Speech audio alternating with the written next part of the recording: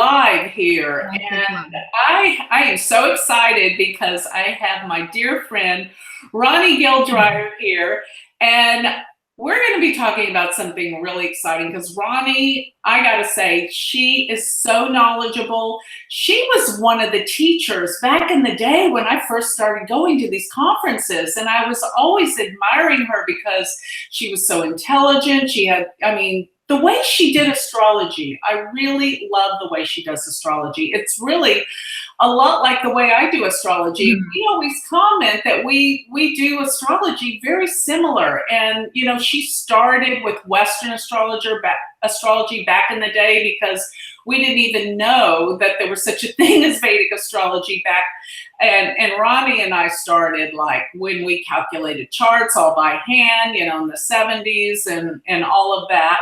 So we go way back, but she is so dedicated. She is one of the first women really that was teaching at the conferences. And you have to know there weren't that many women teachers back in the day. Ronnie was a trailblazer. She wrote one of the first books from a Westerner about Vedic astrology and being a woman. I think that is spectacular, and I am such an admirer of Ronnie, and she is so much fun.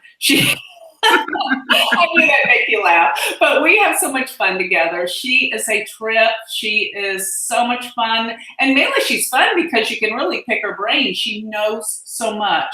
Let me tell you just a few things. She went to India and studied, I mean, stayed there and studied with a master in India.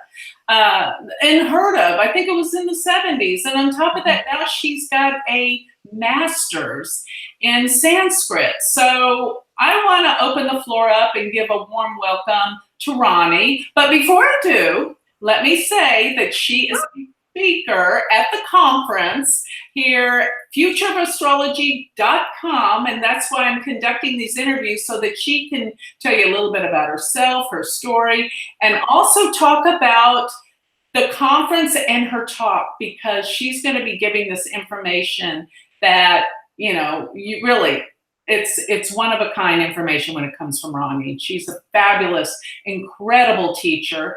I was, you know, at her feet many years ago, watching you, you know, it's just, yeah, I mean, I'm definitely an admirer of you, Ronnie. You were one of the trailblazers, the forefront people that paved the way for the rest of us.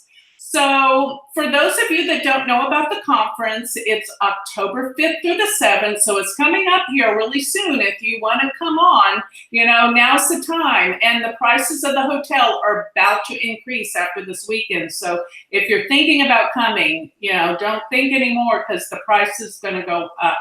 And we would love to have you here. So it's October 5th through the 7th. Check out the website. It's down here with the channel, but it's futureofastrology.com.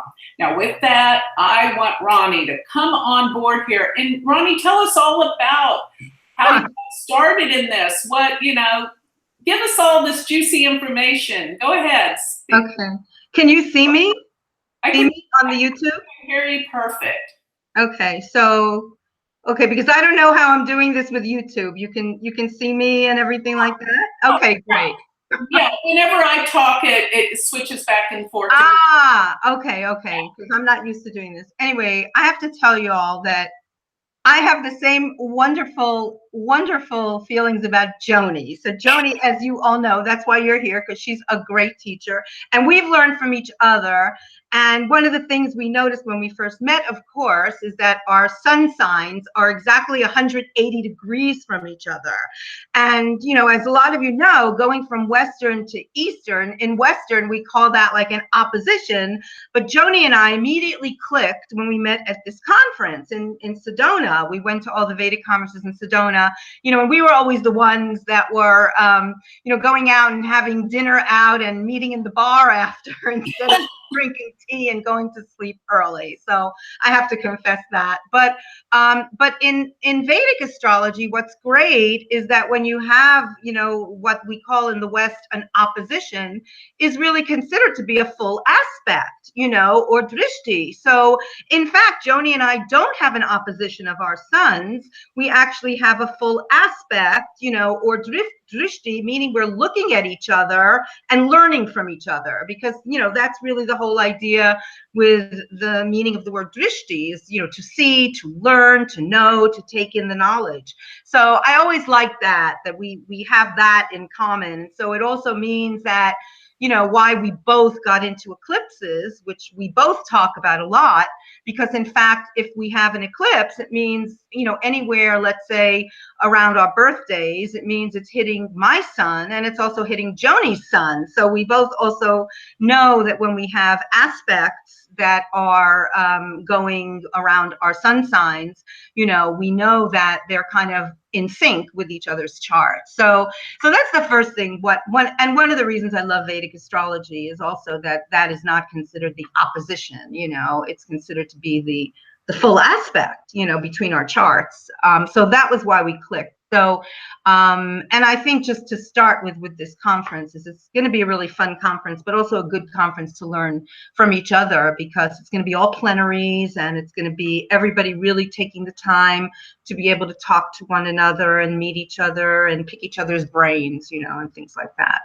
So I'm really looking forward to it. And it makes me feel a little bit old, you know, when I hear about all these, like, you know, great things. But I mean, my background is like Joni's in Western astrology, because that was what was available. I mean, I loved astronomy. I really loved astronomy when I was younger and when I was a teenager. My father used to take me to the planetarium in New York City, and he knew that that's what I loved, that I loved looking at the stars. And he worked in publishing. It's a really great story, because my dad worked in publishing, and he was the marketing manager of McGraw-Hill, which is a really big publishing company. Wow. And yeah, he used to bring books home, you know, so we had a lot of books at McGraw-Hill.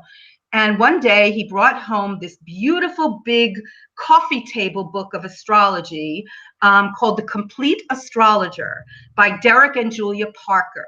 Oh, I remember that. Yeah, and they were British astrologers who went on to do a lot of media work and sun sign work. And it was this beautiful, beautiful book. And he looked at me and he said, I brought this home for you because you like astronomy. So he didn't really realize it was astrology, or he didn't even know the difference, you know. Yeah. And I must have been about 17, and I started reading this book. And that was it. You know, that was like, wow, we had to do everything by hand, and they had all these tables. And, you know, I started doing my chart and doing everybody's chart and learning about my sun sign and my moon sign. So, you know, actually my dad kind of, you know, unwittingly got me into astrology, you know. Yeah. So, and years later, I must say that at a British astrology conference, I went up to the Parkers because they were there, and I sort of told them this story. You know? And what happened, I mean, an addendum to that story is that they actually, after a year, the book wasn't selling that great, and they sold the rights to this book. They sold the rights to Macmillan in America, and the book became a bestseller. So when McGraw-Hill, his company, got rid of it, Yeah. it became a bestseller. But that's how I got into astrology, you know, and I got into Western astrology, and just, you know, every time I met people, I would always ask them their signs. And then I traveled after college. I went to Europe, and a lot of people were going to India. And I thought, well, you know, I can go back home to the States, but I'm never going to have this chance again. So I stayed in Europe. I went to Greece. I went to Turkey. We got on a bus and went to India. And those days, you could do that. You know, I mean, we went through Turkey, Iran, Afghanistan, Pakistan. Yeah, you know, I did it myself. I mean, because you met people, you know. I mean, to think what we did in those days is really unbelievable, you know. But and that whole story actually is in my book. I'm just going to hold it up. Vedic Astrology, if I can be a little bit obnoxious. But it's in the introduction to my book, The Whole Story of India. And when I went to India, everybody was either going to the beach and doing drugs, or they were going to an ashram to learn, you know, some kind of meditation, or they were going to study Indian music. You know, and I thought to myself, well, now that I'm in India, why don't I try to learn astrology? Because, you know, it's such an ancient topic and it kind of began here. And that's what I did. I mean, I started asking around for different teachers, and I went to Varanasi, which has universities, and I met a professor at one of these universities who gave me lessons. And that's really how I started learning Indian astrology. And they were also trying to teach me Sanskrit at the time, but I couldn't really do both at the same time. So I did learn how to pronounce everything. I had to learn the nakshatras before I learned anything else. I had to memorize the nakshatras. And that was the first lesson. Go home, memorize the nakshatras, and then we can go on. So it was quite interesting. And I studied, you know, I was in India for about 6 months at that time. I studied every day. And then when I came back to the West, I didn't know anybody else who was doing this. You know, it was really, you kind of like were, and then suddenly James Braha's book came out, and Tom Hopkins' book came out, and suddenly all these books started coming out. And this publisher asked me to do this book. So, you know, I did a book called Indian Astrology. And then in the States, I started finally like connecting with all of these people who did astrology, Indian astrology. And Dennis Harness, who does the Sedona conferences now, he did conferences in California. And then when they moved to Arizona, they went out to Sedona. And that's how we met. And that's how we met so many of the masters. I mean, you know, people came from India. Chakrapani Ulal was at these conferences, and K.N. Rao and Dr. Charak. So many people who we met, really. V.V. Raman, Gayatri Vasudeva. She's Dr. Raman's daughter. So, and that's how it started, you know, and you know, then after that, I just started doing, I still did Western astrology, but I also did Indian astrology side by side until I found Western groups that were interested in, you know, learning it. So, and that's how it came. And then it just snowballed, and there were conferences. Dennis's conference helped out a lot. You did a conference. And then, of course, the internet made it explode even more. So now we have, like, you know, I mean, it's everywhere, you know, and yeah, so it's great. But, you know, we've been on this journey for so many years. It's great to see Vedic astrology become really popular now, you know, and palatable. I think that's what both of us as Westerners really try to do, you know, not to demystify it, you know, not to say it doesn't have mystical qualities, not to say it is magical. In fact, the title of my talk is Magical Vargas, you know, but also to demystify it and to put it into language that everybody can understand, you know, and I think that's what a lot of us have accomplished in the West, is showing people that it's not so crazy, it's not, you know, so black and white as people would have you believe. There's a lot of gray areas and, you know, ways you can, you know, like Rose was talking about yesterday, mitigating your karma or helping it out. So there's all these ways to, you know, work with your chart. Very, very definite ways, healings and upayas and mantras and service. So I think that's what's beautiful about Indian astrology, is that there are definite ways that were prescribed in texts that were written years and years ago that really tell you how to work with your chart, which is, you know, I think what we like to do, you know. And that's really taking the astrology of the past into the future, where you know, you really do understand how to use this in our life today. Yeah. But another thing I want everyone to know about you, Ronnie, is you got your master's in Sanskrit, and you're able to decipher and translate some of the ancient texts. That's phenomenal. You're taking it to the next level. Tell us about that. Well, I can't. My translation skills still need a lot of work, but one of the things that, after so many years of doing Indian astrology, I always wanted to go back for a master's degree, and I always wanted to do it, and I wanted to learn the Sanskrit language. And you get busy with your life, and it's not like every school teaches it. And at a certain point, I wanted to write another book on yoga. I wanted to write a book on yogas. That's what happened. I still haven't written it, but I have some chapters.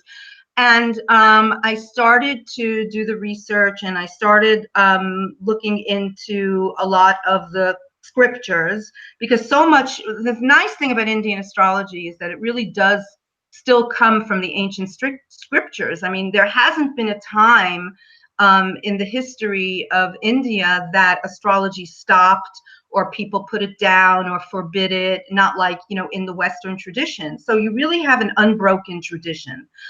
You have different elements coming in, so like when the Muslims took over, we had a lot of Arabic astrology influencing the Indian astrology. I mean, that's when things like solar returns, Varshafal came into existence. And of course, as the modern era goes on, you want to change some of those ancient symbols, like instead of getting bit by a snake and dying of venom, which is like the nodes, a lot of times that could indicate that you're doing drugs, or you're, doing things that are poisonous to your system, like substance abuse. So I always find it interesting to try to take that and make it modern. So when I was doing the yogas, I really wanted to first look at what all the classical texts said about them, and then do a modern, a modern sort of reworking of it. But what I found was in some of those texts, like they disagreed with each other. And I thought that a lot of the disagreement is not, I mean, there are, of course, different techniques. It's not like all Vedic astrology is the same. But I also thought that maybe some of it was because some of the Sanskrit was not being translated perfectly.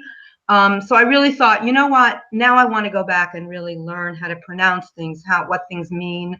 And I went back to school.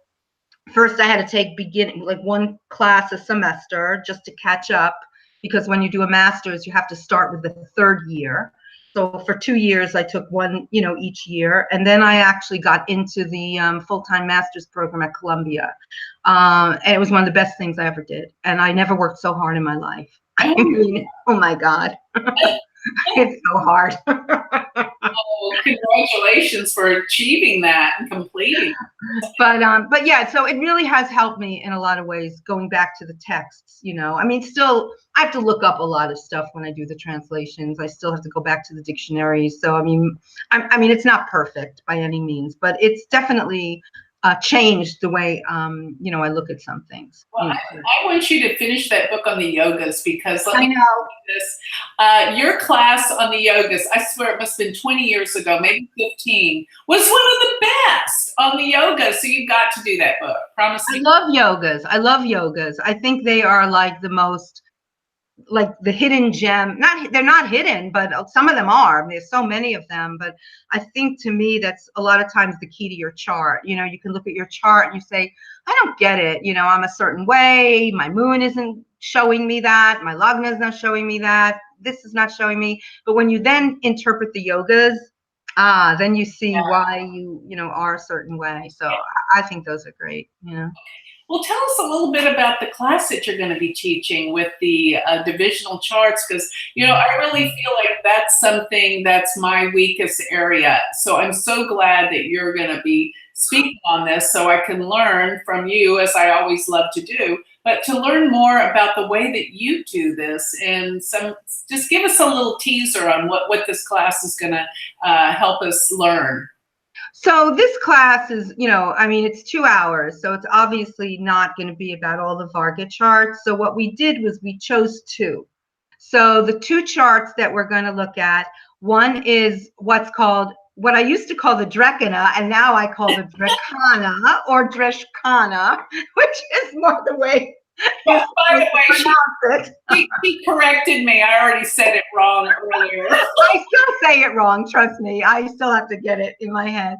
But so one of them is going to be the Drekkana, and then the other is the Trimshamsha, which is a very, not even that it's misunderstood, but that a lot of people don't use it.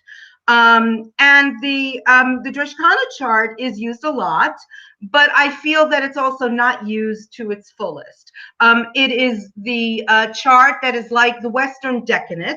So a lot of people will actually be able to understand it pretty easily. And it is even calculated the same way as the Deccanate chart. So if you have the sign of Aries, you're going to divide it into 3 divisions of 10.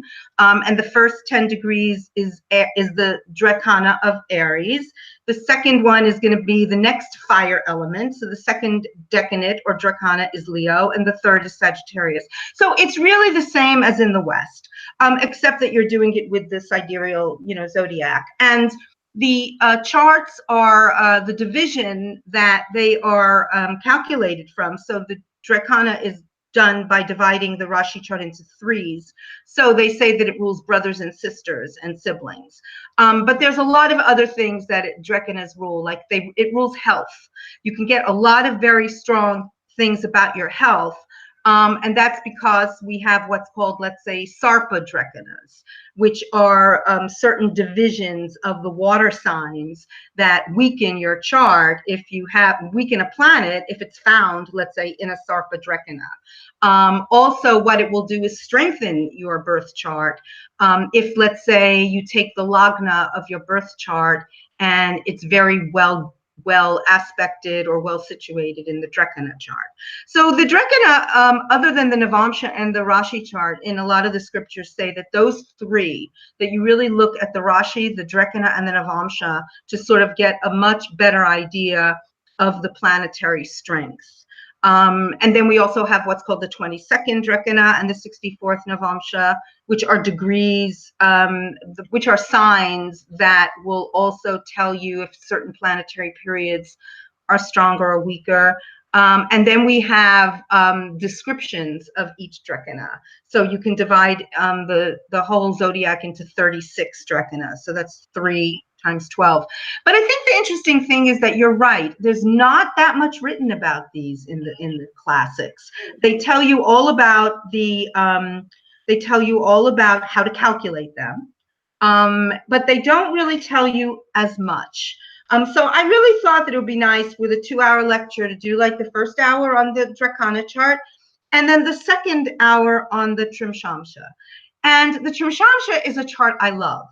And I'll tell you why I love it. I did my master's thesis. What I did for my master's thesis was I took 5 chapters in an old text. The whole text has not been translated into English. It's been translated into Hindi, actually, and it's called Vridayavana Jataka. And it has 5 chapters on women's astrology. So what I did was, with my advisor, I translated, and that was the other thing about Indian astrology that was so great, because you can, because in India, astrology is so accepted. My advisor at Columbia, he said to me, I don't really believe in astrology. He said, but I love Sanskrit. And if you're studying Sanskrit and you want to translate a Sanskrit text, then I'll work with you on it. So it was great. I didn't have to hide the fact that I was doing astrology. So there were 5 chapters on women's astrology, and I translated them and analyzed them. And then I realized that in many of the textbooks in the scriptures, the Trimshamsha chart is used in women's astrology. So in fact, in one of the books, Vriya Jataka, there's one chapter on the Trimshamsha, and then there's another chapter on the Trimshamsha in women's astrology. So the Trimshamsha is based on 30 degrees, but it's not that you divide the whole sign into 1 degree each. Each planet has a different number division. So some are 5 degrees, some are 2 degrees, and it's different ways of dividing the sign. But it's not complicated. I promise. It is so easy to look on a chart and just see what Trimshamsha your planet is in. So your Trimshamsha would be in a planetary ruler. It wouldn't be creating a new chart like some of the Vargas. So let's say if you had a planet in, let's say, the Trimshamsha that was the same as your birth planet, that would be very strong. So if I look at Donald Trump, for instance, he has Mars in his birth chart in the Trimshamsha of Mars. He has Venus in the Trimshamsha of Venus. So it would really make that Mars-Venus, situation in his chart or combination come out to be really, really, really powerful. So that's one of the ways you're looking at it. JFK, for instance, had a majority of his birth planets in the Trimshamsha of Venus, which makes sense in terms of his womanizing, So these are the things that, and the other thing that I really have to say, I've been talking too much, I know, I'm sorry, but I'm so excited about this. I love Vedic astrology. I love working with Joni. The Trimshamsha chart, if you look at it in terms of the computer programs, it will often say it's the chart of disasters or obstacles, and it's not at all. It's so not that at all. Can I ask you something? Does it have something to do with vehicles and cars? Not the Trimshamsha chart at all. It just has to really do with that. If you have a planet, now your Rashi is divided into 5 segments according to the Trimshamsha, and it has nothing to do with the sun or moon. So like the Hora chart, you either have your planets in the Hora of sun or Hora of moon, not the others. Well, in the Trimshamsha, you either have a planet in the Trimshamsha of Mercury, Venus, Mars, Jupiter, or Saturn, not sun or moon. So really all it means is that each planet is going to be amplified by the planet that rules the Trimshamsha. And that's all it is. Yeah. And if you have a planet in its own Trimshamsha, it just amplifies the qualities of that planet. And for women's charts, they just have very, very different meanings. If you read the scriptures, it'll tell you, oh, if a woman has this, it means this about her, or, this and that. Mm-hmm. So I'm going to give everybody like the whole, my handouts will show all of those descriptions, and you can take it and you can work with it in terms of modern language. And I think one of the reasons I really wanted to work with those two Varga charts is those are the Varga charts that are part of the Shadbala system, or the 6 Vargas that they say are most important. So just having room for 2, I think we'll learn a lot that a lot of people aren't aware of, So I've learned a lot by working with the Vargas, and I agree, there's not that much written about them. So it's going to be interesting. And I remember my teacher always telling me, like, you can't use aspects in it, you can't use yogas in it, you can't use, it was just so confusing. I never knew what I could do or not do with them. It was so limiting. And yeah, it'd be so refreshing to be able to feel like we understand them better and what to do with them. Once you understand the birth chart, then you're going, what? I have to now delineate all these 60 other charts? How I think the key is in most of the time, in most of them, the area of the chart that it represents, is like the number. So, Drekkana is divided by 3, so it rules 3rd house issues. The Dashamsa is divided by 10, so it rules career issues. And a lot of them are just limited to that. But that's the nice thing about, let's say, Navamsa and Drekkana. Those 2 also have other qualities. So it's not just brothers and sisters. It has to do with strength of body and mind. It's and that's what's really nice about, I think, that chart, that you'll see how it works. So it'll complete something. Yeah, and I think that's true because I remember in Western astrology always talking about the decans, right? The decans. I was like, if you're born in the first, the middle, or the last one, you're a totally different person of that sign. So right.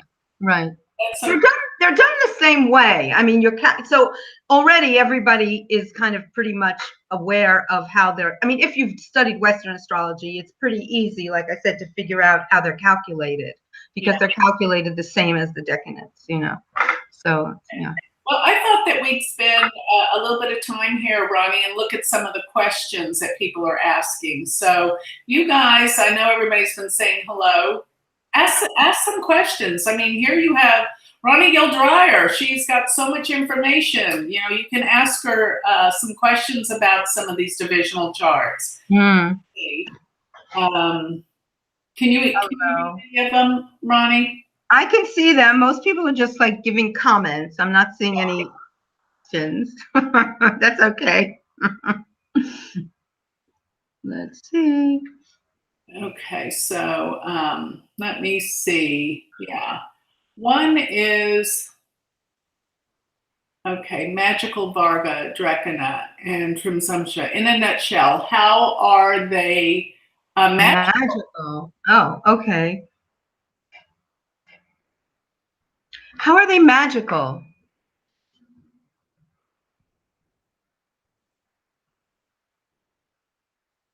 Should I say how they okay, that's a good question. Sometimes you title a lecture something that sounds really good.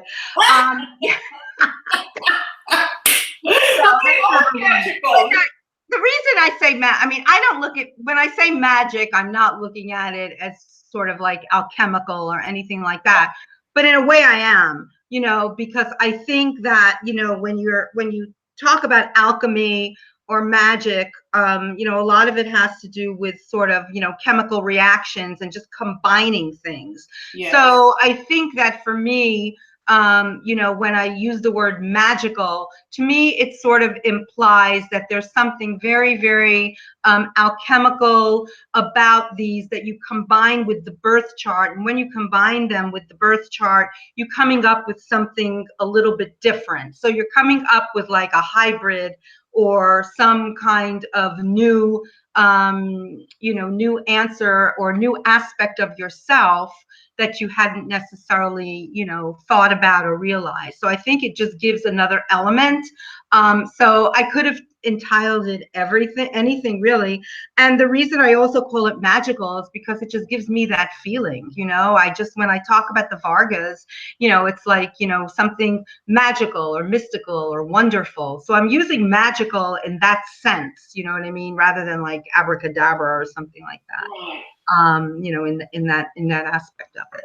One person wants to know about using the outer planets. Do you use the outer? I mean, I know I use the outer planets because we both came from Western astrology. So what's your take on the outer planets? Well, you know, I mean, I also very honestly will look at the Western chart. When I do chart readings, I draw up the Western chart as well, because I do know that those outer planets work in your chart. I think Rahu Ketu, though, fill in a lot of the same qualities as the outer planets. Mm-hmm. And I use the outer planets mostly a lot for transits, you know, because I think if you're looking in the sky and you're looking at the transits, if you don't use the outer planets, you're definitely missing something. And in India today, a lot of modern astrology, they're using them now. They use them. But when I draw up a birth chart, I'm not actually putting the outer planets in the divisionals.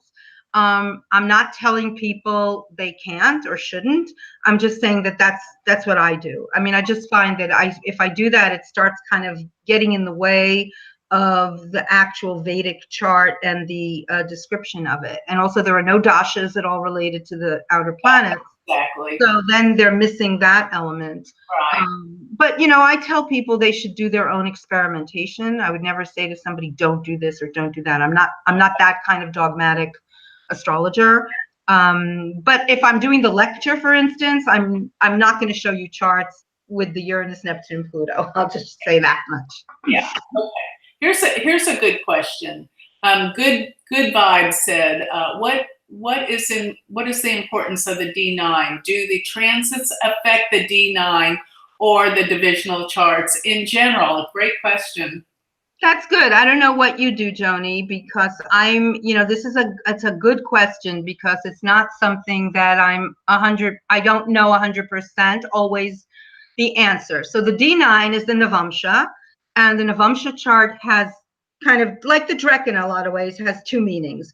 One, because it's a D9 chart, it does have to do with Dharma, and it has to do with really your calling in life. So you look at the birth chart, and in India, for instance, they would never look at your birth chart and make a pronouncement without looking at the Navamsa. because that Navamsa really can tell you whether the promise of the birth chart is going to be easily expressed and reached in life, or is it going to mean that what you have in the birth chart, you got to try a little harder because the planet is weakened in the Navamsa. So it's really something, it's a very, very important subchart or Varga chart, Amsha, however you want to call it. But the other meaning of the Navamsa, interestingly enough, is the seventh house. It has to do with marriage. Of course, the Septamsha, which is divided by 7, is children, but that's also because the purpose of marriage in classical times was to have children. So that makes sense. And Dharma has a lot to do also with marriage. I mean, you know, in classical times, even still now in more ancient cultures, you know, that are still very religious, the marriage was of 2 families, and you really couldn't have a dharma, or you couldn't have a path in life unless it had to do with bringing somebody into your life. So having a partnership, marrying 2 families, being a householder. I mean, this was very, very important. Even men who kind of went out and became ascetics, they did the family thing first, and then they went out and went into the forest to seek enlightenment, because they knew they left children behind to take care of their wives. That was just that very, very classical kind of way of looking at things. And marriage was part of the Dharma. So I think that the D9 has those 2 meanings, marriage and also your dharmic path. Transits to the Navamsa, again, I'm not always convinced they work, but I know a lot of astrologers that work with them and swear by transits to the Navamsa. I mean, the Varga charts are not the actual chart of the heavens. Transits are the actual position of the planets at the present time. So somehow I'm not really sure it fits to take an actual planet and use it as a transit with a divisional chart. But I don't know. Do you use it, Joni? Do you look at? Yeah, there's 2 different techniques, and I remember, you remember who R.G. Krishnam? Yeah. Mm-hmm. Sure. He lived here in Dallas, and I would go talk to him, and he says the only way that you should use transits in the Navamsa is if you convert the transit into its Navamsa and then place it into the Navamsa. Now that makes sense, but I know people that just put the transits in the Navamsa without converting them to their Navamsa position, and sometimes it works like on the money, but sometimes it doesn't. So I'm not like you. I'm not sold completely on either way. I actually do look at it, you know, and I see if it matters, it makes a difference for me. So I wouldn't say no, I wouldn't say yes. And I know people that swear by doing that technique. So yeah, me too. I think you just have to try it for yourself and see how it works. Yeah, let's see if there's any other questions that are good. Let's see. Well, I think that's exactly what Good Vibes said. Do you use the nakshatra? Do you use the nakshatras during transits as well in the birth chart for prediction? Well, there are very definite techniques. I mean, that is actually written about in the scriptures, that if you read the transit chapters, the Gochara chapters, I can't off the top of my head tell you, they do definitely say that if you have a transit, and I will do that, if you have a transit through a certain sign, to also look at the nakshatra that it's affecting. That's yeah, for sure. And there are definite meanings to that. It's kind of like the KP system. You know what I'm talking about, Christianity? They, you know, everything's in a trine because the nakshatras are trining each other. The ones that are ruled by the same planet, that is. Right. And there are some I remember Dr. Charak was at the Arsha Vidya Gurukulam, which is an ashram where we have a conference every May or June. And I believe it was during the year before 9/11 happened. And I hope I'm not getting this wrong, but I think it was Saturn going through Rohini. And when Saturn was going through Rohini, he said there was some ancient a scripture where it actually said that the transit of Saturn through the nakshatra of Rohini was going to be very destructive. And at that time, when he said that, you know, we were sort of like, you know, well, I don't know, Rohini is supposed to be such a nice nakshatra, you know, but what happened was 9/11 took place. And he said that was actually that particular transit. I'd have to, you know, you'd have to really go back and see every time, you know, Saturn transits Rohini, Right, in the sign of Taurus, if that happens. But there are definite, and you have to always, of course, you're looking. And I also remember that during that I had said that myself during right before Hurricane Katrina. I remember that Saturn was going through Pushya.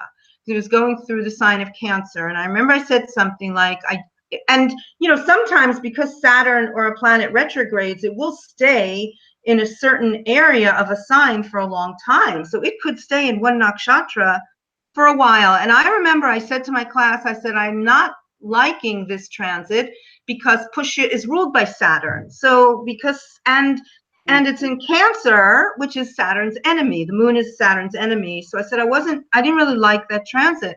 And I remember somebody said to me, but Pushya is supposed to be such a wonderful nakshatra. And I said, well, it is wonderful for electional astrology, for Muhurta, you know, to set things up.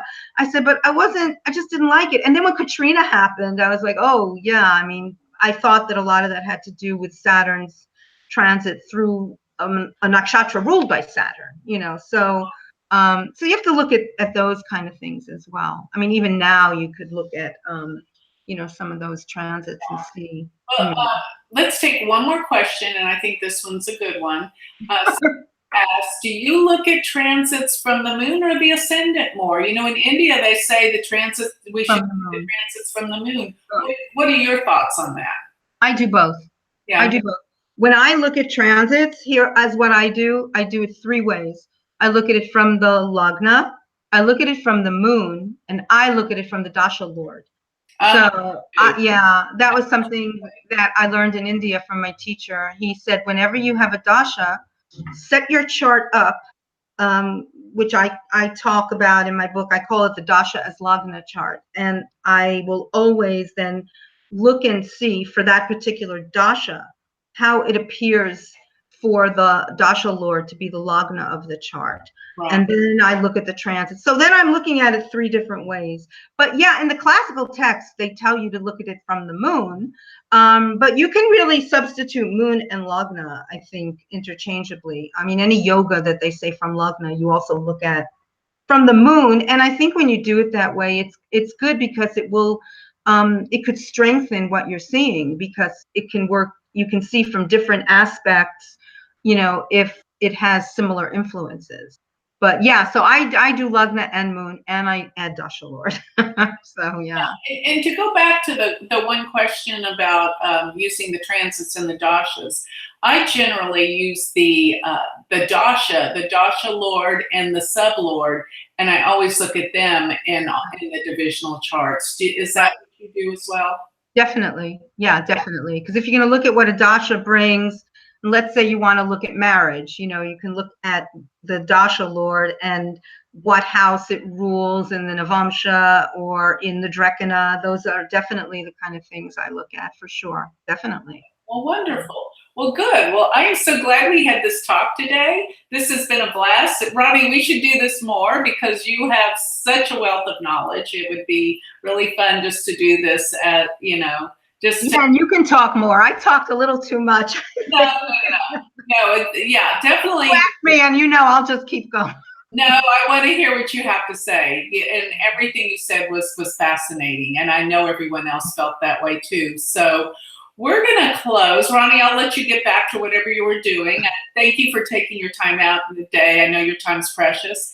And let me just remind everyone, please take note, look at our conference. It's coming up October 5th through the 7th in only about a week time. So we're all going to converge here to Dallas, Texas. Easy to get to.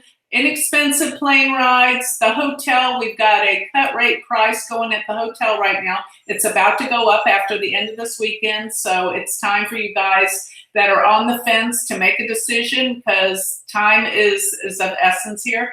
And it's here in Dallas, October 5th through the 7th. The website is futureofastrology.com. So I just want to say one thing, that I got a very good flight from New York to Dallas. So you really can get good prices even now. It's Southwest. It's Southwest. It's not like it used to be. It's like at the last minute, it used to cost so much, and airlines, oh my God, now it's like, I don't know how they make money, to be honest with you. Well, Southwest is a really good airline because they don't really always work like the others, where like 3 weeks out, they change their rates, or 2 weeks out. You find that you can actually get good fares, you know, depending, of course, you know, if they, and sometimes you have to do a stopover. I mean, that's the thing with Southwest, but sometimes it's really still worth it. They don't charge you for luggage, you know, it's really a great airline. So. Well, I have to say that for those of you who don't know, I worked for Southwest for many years. I'm very partial to that sweet airline. And one more thing I might add that's comical. Ronnie is excited to go to the State Fair of Texas. I am. We have the State Fair of Texas going on right now. For those of you that are interested, now I don't know if I'll go. My husband loves it. He said he and Ronnie will have a ball together. I guess I'll have to go this year, Ronnie. You have to go because I'm coming to see you. Okay, guys. Well, please. I hope we get to meet everyone here in Dallas. So y'all stay tuned, and we'll have more interviews. The next one I'll probably have Austin on talking about cryptocurrency. So thank everyone for watching, and we will be back. And I hope to see you in Dallas. Bye. Bye. So thank you, Joni, for having me. My pleasure. Thank you for coming. Bye-bye. Bye.